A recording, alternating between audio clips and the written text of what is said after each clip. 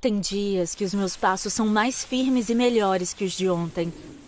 Que eu estou com os 2 pés no chão, resistente o suficiente para suportar o que vier. Porém, mesmo nos dias bons, há momentos que eu fico sem chão. Tudo se desmorona e se transforma numa tempestade de fragmentos, e eu fico sobre uma corda bamba, numa linha tênue, entre a sanidade e... Eu não aguento mais essa ansiedade.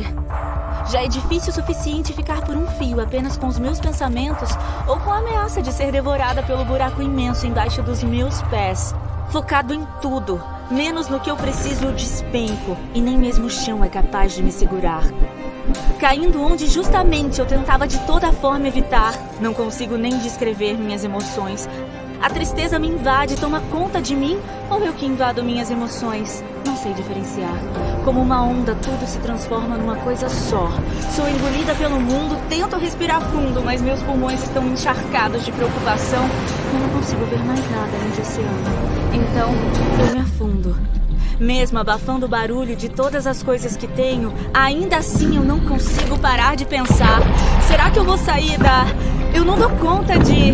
Tira esse peso dos... Não tenho mais onde me segurar. Eu estou a um passo de desistir quando uma voz gentil me diz: eu estou com você. Voz confiante e calma, suave, mas forte.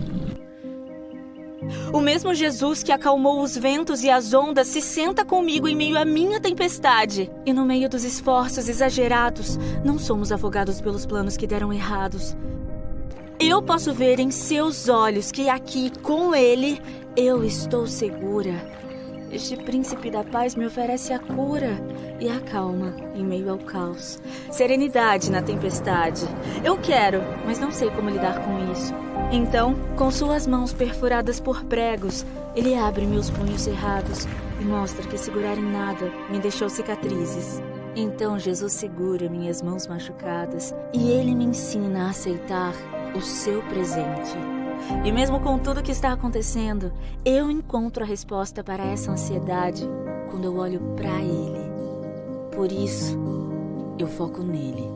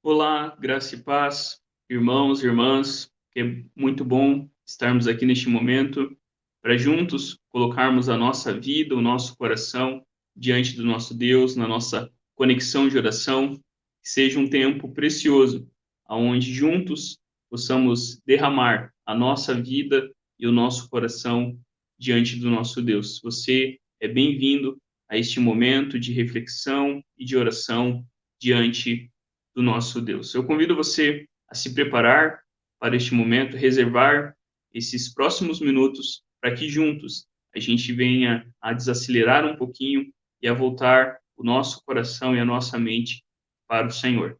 Eu convido você, neste momento, a fechar os seus olhos e vamos ao nosso Deus com essa oração. Senhor, nós te damos graças, porque Tu és o nosso Deus, Pai Todo-Poderoso, que criou todas as coisas, sustenta todas as coisas e faz novas todas as coisas. Te agradecemos pelo Teu amor, te agradecemos pelo Teu cuidado, te agradecemos pela Tua misericórdia, Te agradecemos, ó Deus, porque esse é o dia que o Senhor fez. E neste momento nós queremos te dar graças também pelo privilégio que temos de estar diante de ti, abrir o nosso coração, depositar diante de ti tudo aquilo que está na nossa mente, tudo aquilo que está no nosso coração, para que assim a gente possa, Deus, entregar diante do Senhor, que tem palavras de vida eterna. Cuida da gente, do nosso coração, da nossa mente, sobre cada necessidade que os teus filhos estão passando, eles possam ser lembrados pelo Senhor, que a graça disponível para que a gente possa passar por todas as situações nos ajuda, nos auxilia, que a gente ame a Cristo Jesus acima de todas as coisas e que o teu nome, Senhor, seja glorificado. Em nome de Cristo, o nosso Senhor e Salvador, nós oramos. Amém e amém. Amém. Queridos irmãos e irmãs, a palavra de Deus que nos convida, né, para hoje a nossa conexão de oração, né, dia 18 de maio, nós estamos vivendo o tempo da Páscoa e a palavra do Senhor que nos chama para esse momento diz assim: rende graças ao Senhor, porque Ele é bom, seu amor dura para sempre. A palavra do Senhor também diz assim para nós: ensina-nos a contar nossos dias, para que alcancemos um coração sábio. E por fim, a palavra do nosso Deus diz assim: não te lembres dos pecados da minha mocidade, nem das minhas transgressões, mas, Senhor, lembra-te de mim, segundo a tua misericórdia, por causa da tua bondade. Amém? Que possamos lembrar continuamente dessa realidade, que de fato Deus não nos trata conforme os nossos pecados, Deus não nos trata como nós merecemos, pelo contrário, né? Ele nos trata com a sua graça, com o seu amor e com a sua misericórdia. Que a gente se lembre continuamente da graça e da misericórdia do Senhor sobre as nossas vidas. Queridos irmãos e irmãs, neste momento nós vamos estar intercedendo uns pelos outros, e eu convido você, neste momento, a trazer a sua memória, o seu coração, os motivos de oração das pessoas que compartilharam com você durante essa semana, talvez algo que você mesmo esteja enfrentando, esteja passando, e você possa, de fato, né, considerar quão precioso é esse momento da gente colocar a nossa vida diante do Senhor, lembrando, né, da palavra de Deus, quando diz que nós não devemos andar ansiosos, né, preocupados, com peso no nosso coração. Ao contrário, a gente resolve isso colocando tudo diante do único que pode nos socorrer. Por isso, oremos em favor da saúde dos nossos irmãos e irmãs que se encontram muitas vezes enfermos. Oremos, né, em favor daqueles que estão cansados, aqueles que estão, né, esgotados, né, por tantas coisas que estão passando. Oremos por libertação,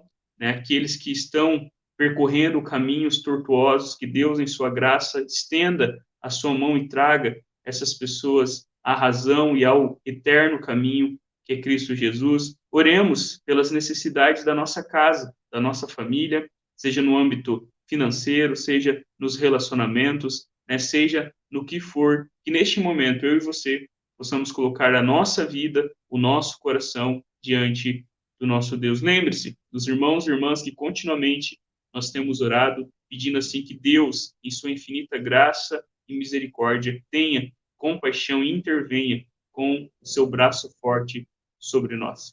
Oremos. Senhor, neste momento, Pai, nós colocamos todos os motivos de oração diante de Ti, pedindo a Tua graça, pedindo a Tua misericórdia, pedindo, Deus, que em nome de Jesus, o Senhor derrame graça sobre cada situação. Oremos, Deus, pedindo saúde aos enfermos, oramos pedindo, Deus, o descanso aos cansados, oramos, Deus, pedindo perdão sobre os nossos relacionamentos, oramos, ó Deus, pedindo que a Tua graça intervenha sobre cada situação. Que em nome de Jesus, a gente possa colocar tudo diante de Ti, contando com a Tua graça, com a Tua misericórdia, com o Teu amor. Nós oramos a Ti, ó nosso Pai, que cuida de nós, que nos protege, que nos ensina, por meio de Jesus Cristo, o nosso Senhor, o nosso Salvador, no poder do Espírito Santo, nós oramos. Amém e amém. Amém. Queridos irmãos, vamos continuar refletindo sobre as bem-aventuranças. Nós temos já algumas semanas refletido sobre, né, a cultura do reino a partir do primeiro discurso que aparece aí em Mateus capítulo 5. E hoje nós vamos falar, né, sobre o sofrimento abençoado, a oitava e última bem-aventurança que nós temos aí presente no discurso de Jesus. E quando a gente pensa nas bem-aventuranças, né, felizes são, bem-aventurados são, ou numa tradução como alguns estudiosos apontam, aprovados são, a gente continuamente tem falado que isso não é meramente uma ética que pelo nosso próprio esforço nós podemos fazer, mas isso é o bom contágio, né? Como a gente tem lembrado continuamente, é o bom contágio de Cristo habitando em nós, então fazendo com que essas qualidades, essas virtudes e esse caráter seja forjado. A semelhança, né, do fruto do Espírito, né, que são gominhos de um mesmo fruto, as bem-aventuranças também estão entrelaçadas e o começo dela é quando de fato a gente reconhece a nossa falência, o nosso pecado, é quando nós ouvimos bem-aventurados são os pobres de espírito, ou seja, aqueles que de fato, né, de forma humilde se voltam para o Senhor. E hoje então nós vamos falar sobre a oitava bem-aventurança. Eu coloquei aí para você, hoje o texto é um pouquinho mais longo, e na versão da Bíblia, da paráfrase A Mensagem, o pastor Eugene Peterson, ele diz assim: abençoados são vocês, cujo compromisso com Deus atrai perseguição. A perseguição os fará avançar cada vez mais no reino de Deus. E isso não é tudo. Considerem-se abençoados sempre que forem agredidos, expulsos ou caluniados para me desacreditar. Isso significa que a verdade está perto de vocês, o suficiente para os consolar. Consolo que os outros não têm. Alegrem-se quando isso acontecer. Comemorem, porque ainda que eles não gostem disso, eu gosto. E os céus aplaudem, pois sabem que vocês estão em boa companhia. Meus profetas e minhas testemunhas sempre enfrentaram essa mesma dificuldade. Na nova versão transformadora, nós lemos assim: felizes os perseguidos por causa da justiça, pois o reino dos céus lhes pertence. Felizes são vocês quando por minha causa sofrerem zombaria e perseguição, e quando outros, mentindo, disserem todo tipo de maldade a seu respeito. Alegrem-se e exultem, porque uma grande recompensa os espera no céu. E lembrem-se de que os antigos profetas foram perseguidos da mesma forma. E por fim, na Nova Almeida atualizada, a palavra de Deus diz assim: bem-aventurados os perseguidos por causa da justiça, porque deles é o reino dos céus. Bem-aventurados são vocês quando por minha causa os insultarem, os perseguirem e mentindo, disserem todo mal contra vocês. Alegrem-se e exultem, porque é grande a recompensa nos céus, pois assim perseguiram os profetas que viveram antes de vocês. Essa é a palavra do Senhor. Oremos. Senhor, fala ao nosso coração por meio da tua palavra, que ela possa gerar em nosso coração transformação verdadeira e glória ao teu nome. Que Cristo seja glorificado através dessa meditação e que a gente possa ser edificado, incomodado, consolado e confrontado pelas boas novas de Cristo Jesus. Em teu nome, Senhor, nós oramos. Amém e amém. Amém. Queridos, quando nós pensamos sobre essa bem-aventurança e como a gente tem feito a cada semana, eu quero compartilhar com vocês aquilo que Dietrich Bonhoeffer, no livro Discipulado, ele escreve sobre o extraordinário da vida cristã e como ele fala sobre cada uma das bem-aventuranças, né, dessas beatitudes, dessas virtudes, desse caráter que está aí presente. E sobre essa oitava bem-aventurança, né, felizes são os perseguidos por causa da justiça, bem-aventurados são vocês quando que, por minha causa, vocês sofrerem insulto, perseguição e calúnia por causa de mim, disse Jesus. E Dietrich Bonhoeffer, no Discipulado, ele diz assim: não se trata aqui da justiça de Deus, mas do sofrimento por causa da justa, por causa do juízo e da ação legítimos por parte dos discípulos de Jesus. Os que seguem Jesus na renúncia a bens, felicidade, direito, justiça, honra e poder se distinguirão do mundo no modo de julgar e agir. Serão, por isso, hóspedes indesejáveis. Por causa da justiça, os discípulos serão perseguidos. Em lugar de reconhecimento pela palavra e obra que realizarão no mundo, receberão apenas rejeição. Por isso, é importante que Jesus declare seus discípulos bem-aventurados, não só pelo sofrimento direto resultante da perseguição, por terem confessado seu amor ao nome dele, mas também quando sofrem por causa justa. Eles compartilham a mesma promessa com os pobres. Na condição de perseguidos, equivalem-se a eles. No final das bem-aventuranças, surge uma pergunta: ainda haveria, de fato, um lugar neste mundo para uma igreja assim? Tornou-se claro que para ela só há um lugar possível, lá onde estão os mais pobres, os mais tentados, os mais mansos, a cruz do Gólgota. A igreja dos bem-aventurados é a igreja do crucificado.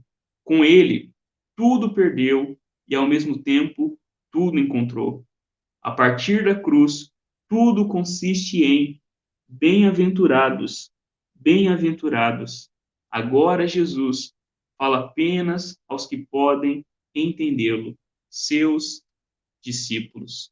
Quando a gente pensa sobre essa bem-aventurança e sobre essa reflexão que Dietrich Bonhoeffer coloca aí no seu livro Discipulado, eu penso em dois personagens, dois mártires, podemos dizer assim, da fé cristã do último século, que estão aí perto de nós. Eu coloquei para vocês um que a gente cita continuamente, né, o Dietrich Bonhoeffer, né, um pastor luterano morto pelo nazismo alemão, e também Martin Luther King, né, que foi assassinado, né, ele lutava de forma pacífica pelos direitos humanos, né, pelo fim da segregação racial, e ambos, né, Martin Luther King era um pastor batista, ambos eram cristãos que, ao olharem para a Escritura, que ao olharem para Jesus, entendiam que a fé cristã ela tinha muito a falar no contexto que eles estavam vivendo, num contexto, por exemplo, do nazismo alemão, em que a igreja, a maior parte, fechou os olhos e se submeteu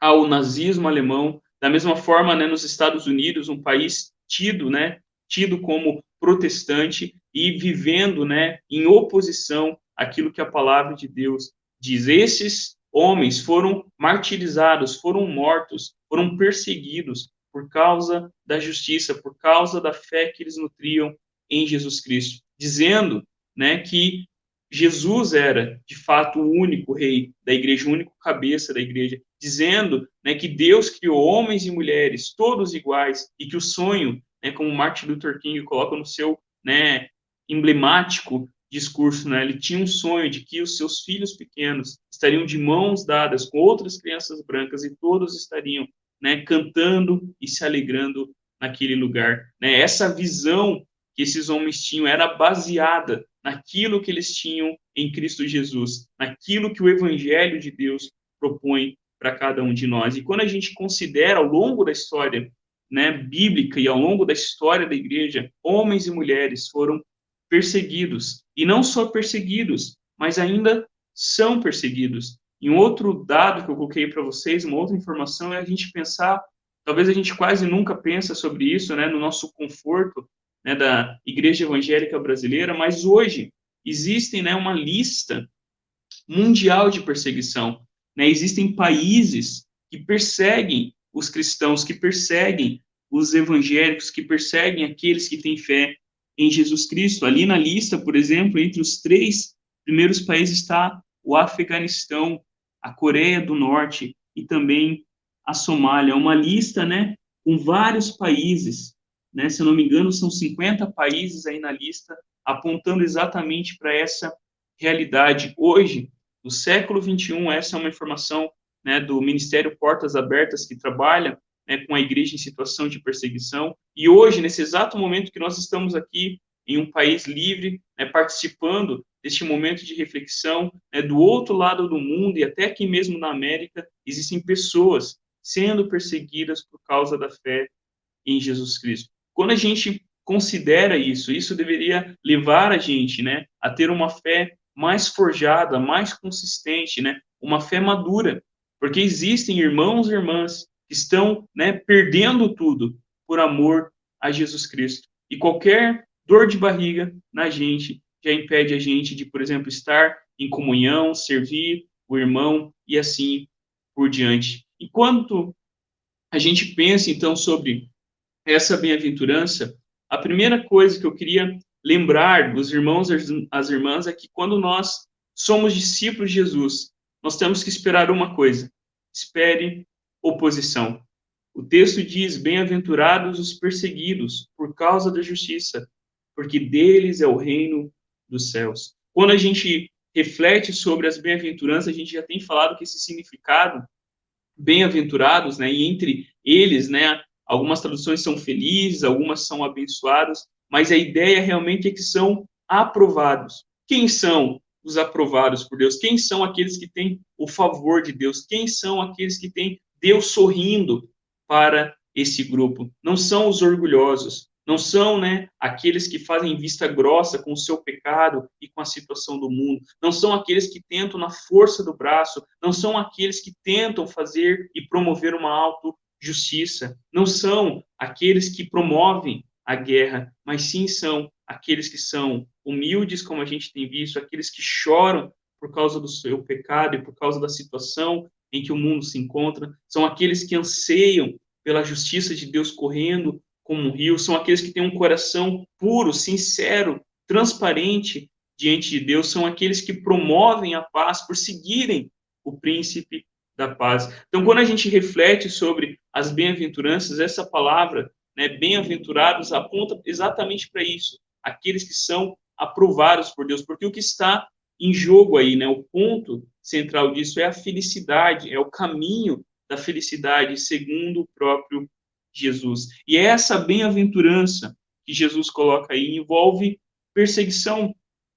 E quando a gente pensa ao longo da narrativa bíblica, os profetas foram perseguidos. O próprio Cristo foi perseguido. O próprio Cristo, a gente vê isso no Evangelho, sofrendo oposição, tendo que sair de alguns lugares, tendo, né, escapar, porque muitas situações e muitas vezes ele esteve, né, em momentos das pessoas tentarem tirar a vida de Cristo Jesus. E da mesma forma os discípulos. Quando a gente continua acompanhando o livro de Atos, isso se cumpre de forma muito visível ali, a igreja sofrendo perseguição, né? Tiago, né, que era o pastor da igreja de Jerusalém, sendo apedrejado. Estevão, o diácono, né, foi ali eleito, né, para cuidar, ajudar no cuidado da igreja, e ele se torna o primeiro mártir da fé cristã, né, apontando exatamente para que a igreja ela é uma igreja que é chamada ao martírio. E martírio é a ideia de testemunho. E a igreja, os discípulos testemunhavam a respeito de Jesus por meio da perseguição. Uma outra coisa que eu coloquei aí é por causa da justiça. E quando a gente pensa em justiça aqui, a gente está falando de duas coisas antagônicas. Né? Lembrando aí um livro escrito por Agostinho de Hipona, né? A Cidade de Deus e a Cidade dos Homens. Quando a gente fala sobre a justiça aí, nós estamos colocando duas coisas que estão em xeque. A gente está falando sobre o reino de Deus e o reino dos homens. A gente está falando sobre o evangelho revelado em Cristo Jesus e qualquer outra ideia à parte de Deus para redimir a criação. Quando a gente fala de justiça, a justiça que Jesus está se referindo aí é a justiça que fez com que os seus discípulos e a sua igreja fosse perseguida. Era a justiça que declarava que Jesus Cristo era o Senhor, que Jesus Cristo era o Rei, que todos os reinos deste mundo deveriam se dobrar diante do reino de Deus. Quando a gente considera essa questão de justiça, a gente tem, né, o nosso senso de justiça desde pequenininho. Se você está na fila do recreio, alguém corta a sua frente, você sabe, é natural, né, está impregnado no nosso coração. E quando Jesus fala sobre o reino de Deus, lá em Mateus 6,33, ele diz isso: busque em primeiro lugar o reino de Deus e a sua justiça. Qual é a justiça do reino de Deus? Ela está em oposição àquilo que o mundo entende por justiça, que muitas vezes não passa de injustiça, não passa de corrupção, não passa de maldade dos homens. Então, quando Jesus fala que, olha, espere oposição, porque todos que querem viver, né, piedosamente diante de Jesus, como diz Paulo, sofrerão perseguição. E por fim, né, cada bem-aventurança fala também de uma recompensa. E a recompensa aí presente nessa bem-aventurança é o reino de Deus. E a gente tem visto no Evangelho que o reino de Deus, né, é a ideia do domínio de Deus, é a ideia, né, do momento quando céu e terra finalmente se unirem. É por isso, por exemplo, que a gente viu, né, no comecinho, bem-aventurados os pobres de espírito, porque deles é o reino dos céus, e perceba como termina a moldura. A primeira moldura falando que a promessa é o reino dos céus, e a última, novamente, a bem-aventurança dizendo porque deles é o reino dos céus. A recompensa daqueles que seguem a Jesus Cristo é desfrutarem finalmente de todas as promessas que o nosso coração anseia continuamente, de que o pecado não dá a última palavra, de que a morte não dá a última palavra, de que o mal não vencerá no mundo de Deus, mas sim que o reino de Deus vai crescer, que o reino de Deus estará sobre toda a sua criação e finalmente então a recompensa daqueles que sofrem perseguição por causa do reino será receber o reino de Deus. Uma segunda coisa, quando a gente considera essa bem-aventurança, olhando, para essa oitava bem-aventurança, é viva pela causa do evangelho. A bem-aventurança diz: bem-aventurados são vocês quando, por minha causa, os insultarem e perseguirem e mentindo, disserem todo mal contra vocês. Todos nós vivemos por algo, consciente ou inconscientemente. Todos nós, como seres humanos, criados à imagem de Deus, carregando a semente da eternidade, ou como Calvino coloca, né, o sêmen, a semente, né, da religião. Todos nós, né, carregamos e temos no coração esse desejo por viver por uma causa maior que nós mesmos. E a causa que Jesus fala aí é a sua causa. A causa que Jesus tem em mente aí é Ele mesmo. Eu quero convidar você a considerar alguns textos comigo. Eu convido você, e a gente vai manejar um pouquinho a Bíblia nesses próximos pontos, é 2 Coríntios, capítulo 4, do versículo 8 até o 9, que diz assim: somos atribulados em toda parte, mas não esmagados. Estamos em tremenda dificuldade, mas não desesperados. Derrubados, mas não destruídos. Trazemos sempre em nosso corpo a agonia de Jesus, para que em nosso corpo também se manifeste a vida de Jesus. Quando Paulo fala aqui, ele está falando sobre a força de Deus em meio à fraqueza. E Paulo está nos lembrando aqui que, de fato, por causa de Jesus, assim como a igreja, assim como os discípulos, e assim como a história da igreja ao longo da história mostra, por causa de Jesus, nós sofreremos perseguição. Mas a nossa esperança, como Paulo diz aqui, é a manifestação do próprio Cristo em nossa vida. Quando a gente pensa nessa bem-aventurança, sofrer perseguição, como a gente vai ver ali quando o texto diz insultos, perseguição e mentiras, isso é por causa de Jesus. Os apóstolos sofreram por causa de Jesus. Por isso, irmãos, o evangelho, ele é, né, algo que incomoda os homens orgulhosos. Né? O evangelho é algo que incomoda aqueles que acham, né, que possuirão a terra na base da sua força, né, na base do poder, né, na base daquilo que eles acham como importante. É por isso que o evangelho, né, ele coloca em xeque aqueles que são hipócritas, aqueles que são mentirosos, aqueles que vivem uma vida não sincera diante de Deus e assim por diante, como a gente viu em cada uma das bem-aventuranças. Então, por causa de Jesus, nós somos chamados a viver por essa causa e esperar insultos, perseguição, calúnias, mentiras, zombaria. Né? A igreja teve irmãos e irmãs ao longo da história que sofreram isso somente com palavras. Né? Foram afrontados em palavras, mas teve irmãos e irmãs que sofreram isso morrendo, perdendo a sua própria vida, sendo mortos e martirizados por causa da fé em Jesus Cristo. E um texto, Pedro escreve a sua carta para uma igreja que está sofrendo perseguição. E aí, em 1 Pedro, capítulo 4, a partir do versículo 12, a gente lê assim: Queridos, não se assustem com o incêndio que começou contra vocês para prová-los, como se fosse algo estranho. Ao contrário, fiquem alegres por causa do nome de Jesus, porque em vocês repousa o Espírito de Deus e a sua glória. Que nenhum de vocês tenha de sofrer por ser ladrão, assassino ou criminoso, ou por intrometer-se em assuntos alheios. Mas, se sofre por ser cristão, não se envergonhe. Ao contrário, dê glória a Deus por levar o nome de cristão. Veja como a igreja de Cristo, ela tinha essa certeza.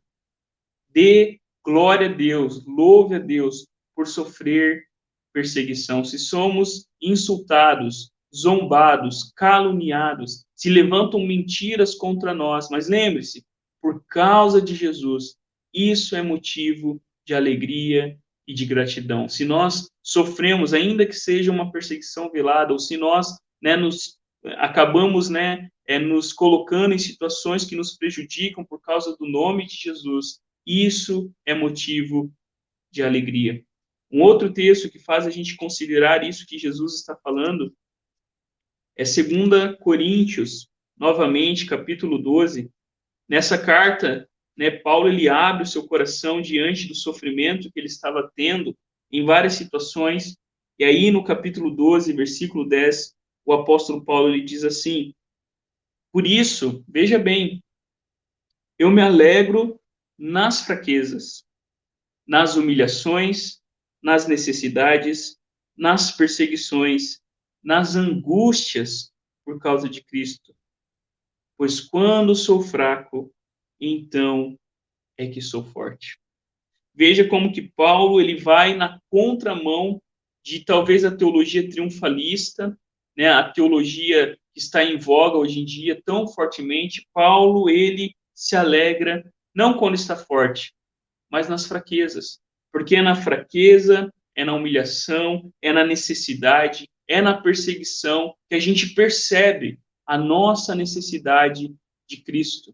É quando nós, de fato, sabemos da nossa fragilidade, sabemos da nossa fraqueza, sabemos, como diz o texto bíblico, que somos pó, que nos voltamos para o único que tem poder para realmente fazer mortos voltarem à vida, que é possível fazer um exército de cadáveres se tornar um exército guerreiro e assim por diante. Quando estamos fracos, é que, na verdade, estamos fortes. Porque quando vivemos pela causa de Cristo Jesus, nós podemos esperar todas essas coisas, toda essa maldade, mas a certeza que nós temos é que, assim como Cristo esteve presente ao longo da narrativa bíblica e na história da igreja, Cristo também estará presente na minha e na sua vida. E, por fim, queridos irmãos e irmãs, uma terceira coisa para a gente considerar: olhe para a eternidade. O texto diz: alegrem-se e exultem, porque é grande a sua recompensa nos céus, pois assim perseguiram os profetas que viveram antes de vocês. Veja que isso é um imperativo de Jesus. Regozijem-se em meio à oposição. A ideia do texto é realmente uma alegria plena, uma alegria profunda, uma alegria que permanece. É uma ideia realmente de uma alegria quase que eufórica aí presente no texto. Por que isso é possível? Quando a gente olha para a eternidade, quando os nossos olhos estão em Cristo Jesus. Por exemplo, eu convido você a abrir a palavra do nosso Deus em 1 Pedro, capítulo 1, versículos 6 e 8 diz assim: por isso, fiquem alegres, ainda que agora, por pouco tempo, vocês precisem suportar as duras penas, diversas provações. Isso para que a autenticidade da fé que vocês têm receba louvor, honra e glória quando Jesus Cristo se revelar, porque a fé que vocês têm é muito mais preciosa do que o ouro que desaparece e é provado pelo fogo. Veja como que Pedro ele nos lembra, né, uma figura, assim como aquelas pedras preciosas, elas são necessárias em colocar no fogo, né, para tirar todas as impurezas, né? Pedro aqui diz que nós devemos alegrar e exultar, porque isso está acontecendo para mostrar a autenticidade da nossa fé, para mostrar que de fato eu e você pertencemos a Cristo Jesus. Um outro texto para a gente pensar e refletir é Apocalipse, capítulo 19. Lembrando, né, que a revelação de Jesus Cristo foi escrita para uma igreja que estava sofrendo perseguição, para uma igreja que estava sendo encorajada a manter a esperança em Jesus Cristo. E o texto diz assim: vamos ficar alegres e contentes, vamos dar glória a Deus, porque está na hora do casamento do Cordeiro e a sua esposa já está pronta. A igreja militante, a igreja que está em guerra, a igreja que está em missão, é chamada a se regozijar, se alegrar e exaltar a Deus em meio à oposição. Porque o texto diz, porque é grande a recompensa nos céus. E qual é a recompensa nos céus? Não é como algumas religiões dizem por aí, você ter, né, se você gosta muito de determinada comida, ou você vai ter tantas mulheres no céu, ou isso ou aquilo. A grande recompensa aí presente é o próprio Cristo. Nós esperamos oposição, nós vivemos pela causa de Cristo, e a nossa grande recompensa, o desejo do nosso coração, que na verdade é o desejado de todas as nações, é o próprio Cristo. Ele é a nossa recompensa. Todas as outras coisas, né, perto da face de Cristo Jesus, se tornam pequenas. É por isso, né, que o texto diz que lá as ruas são de ouro, porque isso lá não tem valor, né? As paredes são de cristais, porque o que de fato, né, é glorioso no céu é o próprio Cristo Jesus.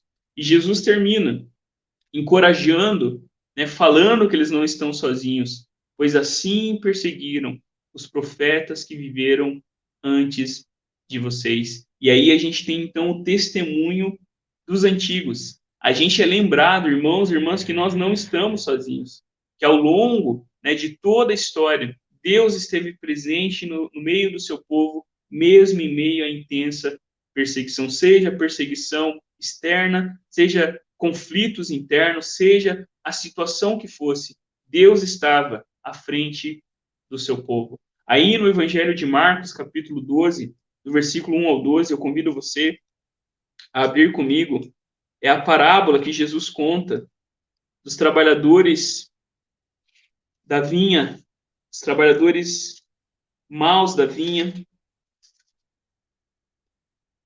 E diz assim o texto: Jesus começou a falar-lhes em parábolas.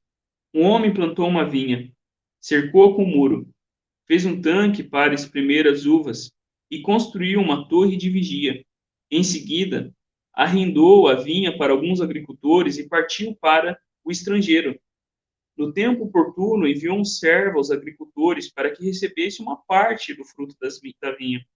Eles o agarraram, o espancaram e o mandaram de volta sem nada. Enviou-lhe de novo outro servo. Bateram-lhe na cabeça e o ofenderam.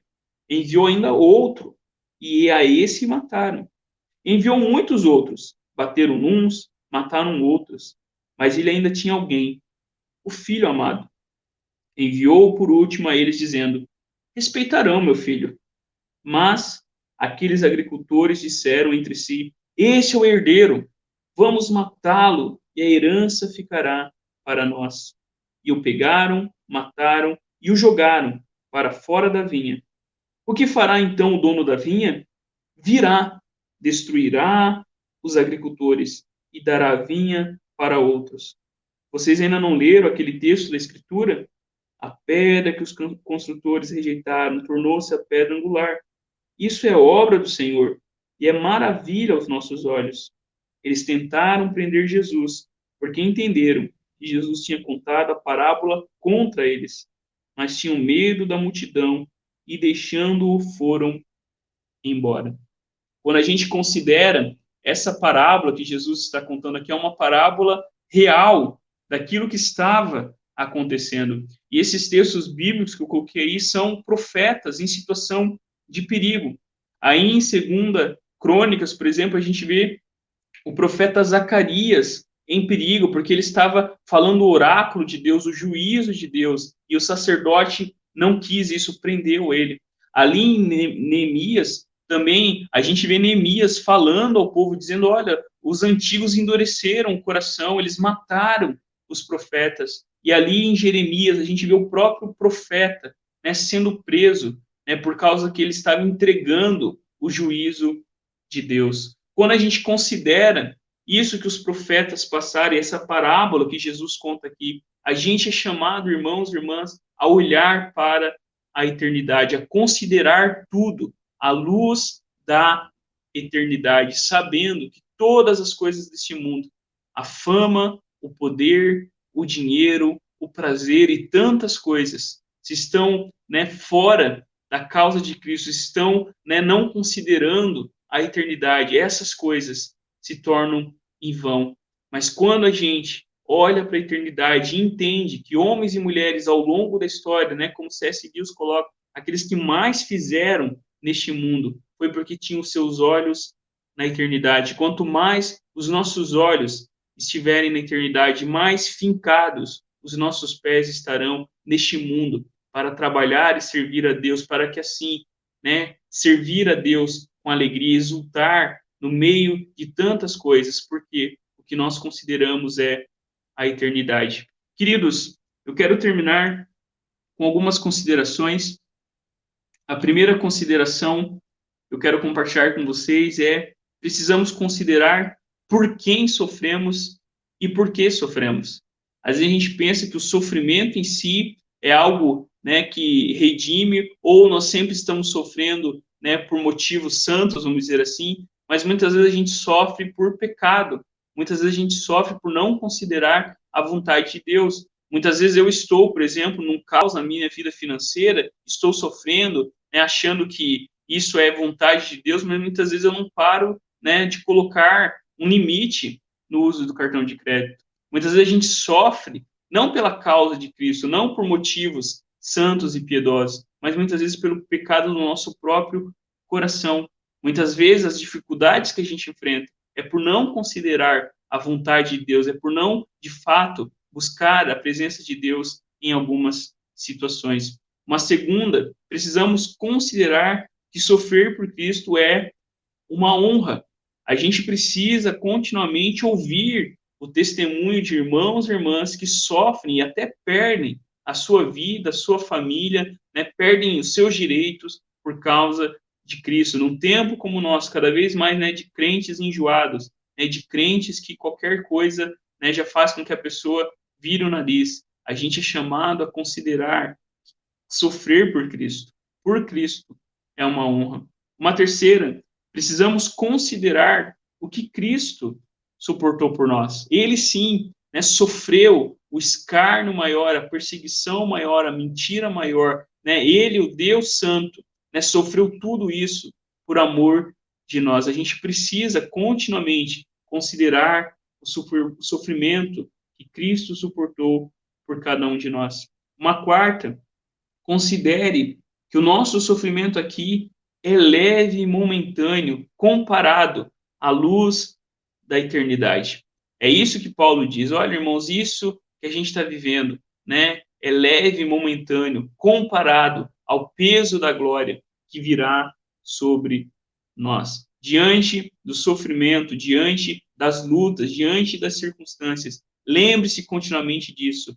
Grande é a recompensa que nós vamos receber no céu, ao olharmos e recebermos o próprio Cristo Jesus. E por fim, precisamos ter a convicção que a perseguição e o sofrimento jamais poderão nos separar do amor de Deus que está em Cristo Jesus. Isso é colocado lá em Romanos, capítulo 8, quando diz que nada poderá nos separar do amor de Deus. E entre as várias coisas está lá a perseguição, a espada, a fome, a nudez. Nada, irmãos e irmãs, poderá nos separar do amor de Deus que é nosso em Cristo Jesus. Amém? Eu convido você a fazer junto comigo essa oração que a gente continuamente tem feito nos nossos encontros. Vamos todos a uma só voz? Vela, ó Senhor amado, pelos que trabalham, ou vigiam, ou choram essa noite. Ordena que os teus anjos guardem os que dormem. Cuida dos enfermos. Cristo Senhor, dá repouso aos cansados. Abençoa os que estão perto da morte. Consola os que sofrem. Compadece dos aflitos. Defende os alegres. Tudo isso te suplicamos, somente por teu grande amor. Amém e amém. Faça junto comigo também essa oração. Ó Deus onipotente, a quem verdadeiramente conhecer é a vida eterna, concede-nos que conheçamos perfeitamente que teu Filho Jesus Cristo é o caminho, a verdade e a vida, para que, seguindo seus passos, andemos com perseverança no caminho que conduz à vida eterna, mediante o mesmo teu Filho Jesus Cristo, nosso Senhor, que vive e reina contigo e com o Espírito Santo, um só Deus, agora e sempre. Amém e amém. Eu convido você a fechar seus olhos, oremos essa oração final ao nosso Deus. Ó Deus, deixe o transbordamento do teu Espírito Santo cobrir a tua igreja com a bênção da unidade e a unção da tua paz, através de nosso Senhor Jesus Cristo. Amém e amém. Amém. Queridos irmãos e irmãs, que Deus abençoe a minha vida, a sua vida, que a gente possa, de fato, descansar e esperar nesse Deus que sustenta a nossa vida, que mesmo em meio aos momentos mais difíceis, Ele está conosco e Ele nos promete que um dia nós também estaremos com Ele plenamente. Que Deus abençoe a sua vida, em nome de Jesus. Amém e amém. Fique na paz.